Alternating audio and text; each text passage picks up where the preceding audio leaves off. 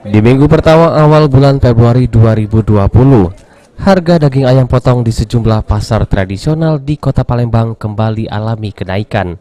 Hal tersebut terpantau di Pasar Lemabang Palembang. Salah seorang pedagang ayam potong di Pasar Lemabang Palembang mengaku harga ayam potong sudah naik sejak 1 pekan terakhir. Sebelumnya harga ayam potong ini di kisaran Rp25.000 dan saat ini menjadi Rp28 sampai dengan Rp30.000 per kilonya.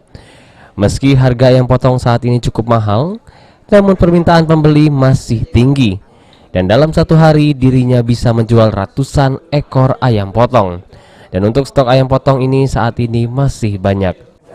Ada kayak harganya.